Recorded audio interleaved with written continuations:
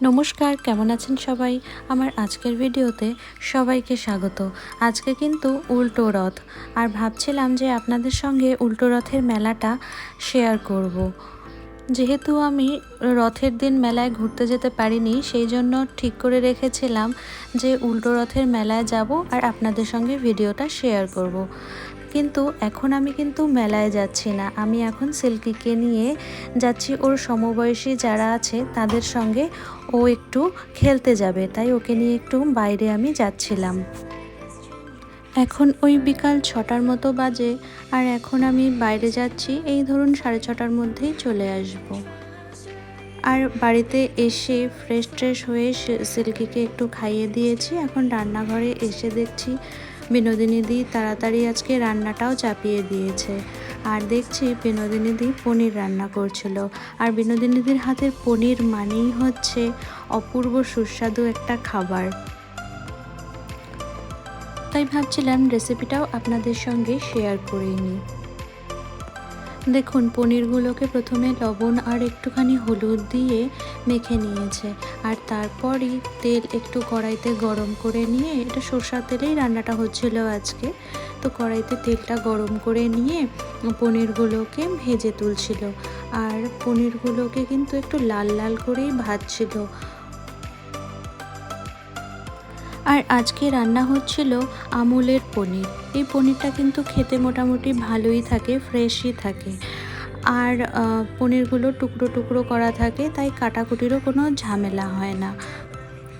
কিন্তু সমস্যা হলো একটাই, যে কখনো কখনো পনিরগুলো দেখা যায় যে প্যাকেটের ভেতরেই ভেঙে ভেঙে গুঁড়ো গুঁড়ো হয়ে থাকে, তখন কিন্তু রান্না করতে একটুখানি অসুবিধাই হয়। এই যে দেখুন, পনিরগুলো একবার কড়াইতে দিয়ে ভেজে তুলেছে, আর একবার মতো দেবে হয়তো। এই যে ভাজা হচ্ছে পনিরগুলো, এখনও কিছুটা তুলে নিয়েছে ভেজে। তো যেইগুলো ভাজা হয়ে গেছে সেই পনিরগুলোকে বিনোদিনী দিয়ে আবার একটু দুধ জলের মধ্যে ভিজিয়েও রেখেছে। পনির ভাজা কমপ্লিট হয়ে গেছে। এখন কড়াইয়ের মধ্যে আলুটাকে কেটে ধুয়ে রেখেছিল যেটা আগে থেকেই, সেটা কড়াইতে দিয়ে একটুখানি ভেজে তুলছিল। আর ভাজার মধ্যে কিছু সেরকম দেয়নি, একটু হলুদ আর একটু লবণ দিয়ে ভেজে তুলছিল। আর আমাদের বাড়িতে রাতের দিকেই পনির হলে সবাই কিন্তু একটু লুচি বা পরোটার খোঁজ করে। সেই জন্য আজকে ঠিক হয়েছে যে পনিরের সঙ্গে একটুখানি লুচি পরোটা এসব কিছুই খাওয়া হবে। আর আমরা যেহেতু মেলায় যাব, মেলায় গিয়ে মিষ্টি কিনবো না সে কি হয়, তাহলে মেলা থেকে একটু মিষ্টিও কিনে নিয়ে আসবো। তাহলে রাতের ডিনারটা আজকে এই দিয়েই সারা হবে। এবার আলুগুলোকে ভেজে তোলা হয়েও গেল। আর ওই কড়াইতেই একটুখানি তেল দিয়ে তার মধ্যে জিরে, শুকনো লঙ্কা, আদা, তেজপাতা এই সব কিছু কিন্তু ফোড়ন দিয়ে তারপর মশলাটা কষতে দেবে। আপনাদের বাড়ির পনির কি এইভাবেই রান্না করা হয় নাকি অন্যভাবে? কমেন্টে অবশ্যই জানাবেন। আর জানেন তো, রেসিপি যতই এক হোক না কেন, এক একজনের হাতের রান্না কিন্তু আলাদা আলাদা হয়। আর বিনোদিনীদি হাতের পনিরের তো তুলনাই হয় না, সেটা খেতে যে অপূর্ব স্বাদের হবেই সেটা বলার আর অপেক্ষা রাখে না। আর রান্নার এখনও কিছুই হয়নি, তাতেই যত সুন্দর গন্ধ বেরোচ্ছিল, সারা বাড়ি ম ম করছিল বিনোদিনীদের এইসব ফোড়ন দেওয়ার গন্ধে। আর জিরে, শুকনো লঙ্কা, তেজপাতা এসব কিছু এখন ভাজা হয়ে গেছে। এখন তেলের মধ্যে আদা, জিরে গুঁড়ো, তারপর ধনে গুঁড়ো, এগুলো যেগুলো বিনোদিনীদি আগে থেকে রেডি করে রেখেছিল, জল দিয়ে ভিজিয়ে রেখেছিল, সেইগুলোকে একটুখানি জল দিয়ে কড়াইতে দিয়ে দিচ্ছে, যেন মশলাটা পুড়ে না যায়, সেই জন্যই একটুখানি জল দিয়ে দেওয়া। আর এই মশলাগুলো কষা হচ্ছিল, তার মধ্যেই একটুখানি লঙ্কার গুঁড়ো দিয়ে দিচ্ছে বিনোদিনী। আর এরপরেই মনে হয় দেখলাম যে টমেটোটাও কেটে রাখলো, তো সেই টমেটোটাও দিয়ে দিচ্ছে। টমেটোটা দিলে একটু কালারটাও ভালো হয় আর খেতেও বেশ ভালো লাগে। এরপরেই দেখছি যে মশলাগুলো কষা হচ্ছিল, তার মধ্যে আরও কয়েকটা কাঁচা লঙ্কা কিন্তু বিনোদিনীদি দিয়ে দিল।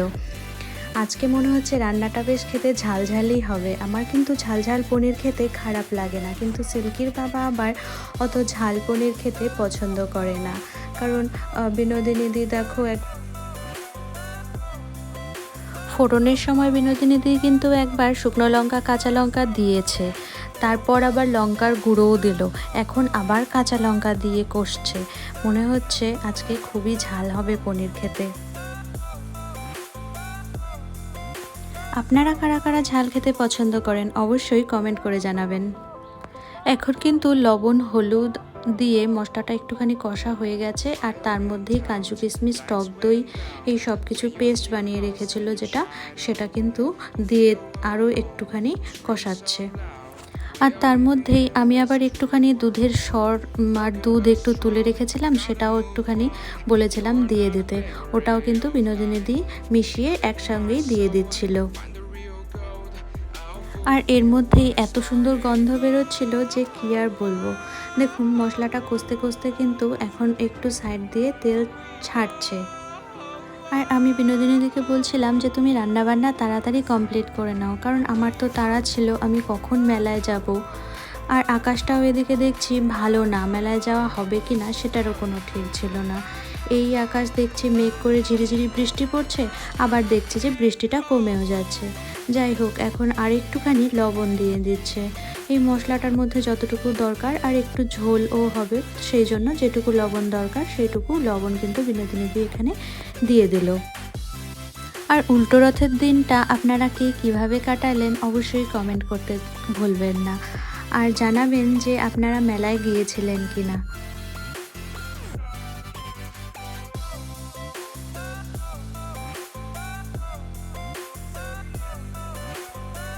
আমার তাড়া থাকলেও বিনোদিনীদি কিন্তু রান্নার সময় কখনোই তাড়াহুড়ো করে না। এই যে দেখুন এতক্ষণ ধরে মশলাই কষে গেল, আর তারপরে ভেজে রাখা আলুগুলোকেও ওই মশলার মধ্যে দিয়ে এখন আবার নাড়ানাড়ি শুরু করে দিল।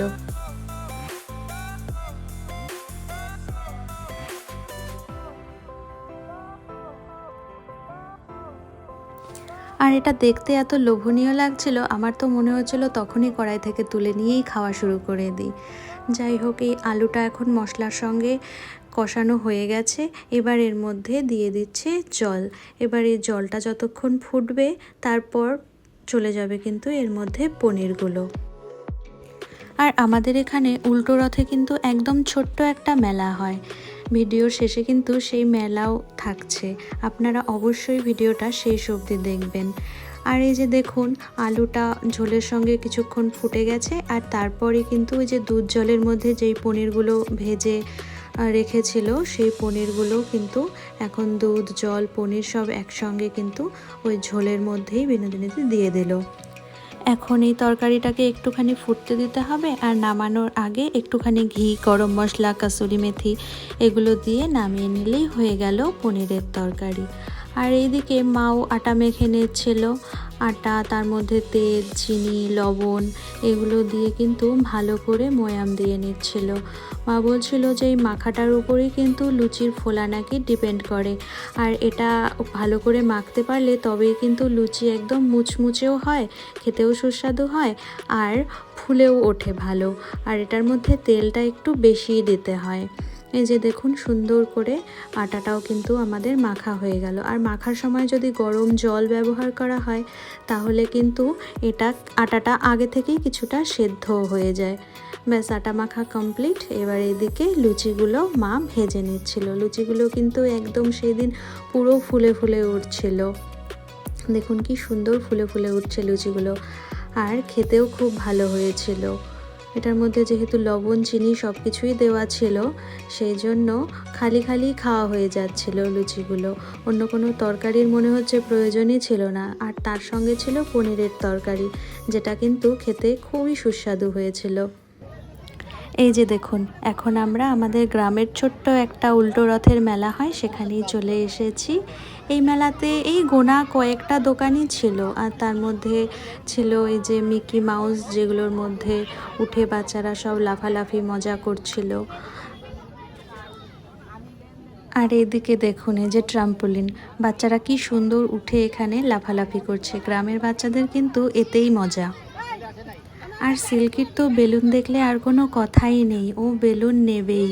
তো যাই হোক, মেলাতে গিয়ে ওকেই আগে একটা বেলুন কিনে দেওয়া হয়েছিল, আর সমস্ত মেলাটা ওই হাতে করে ও বেলুনটা ধরে নিয়েই ঘুরে বেড়াচ্ছিল।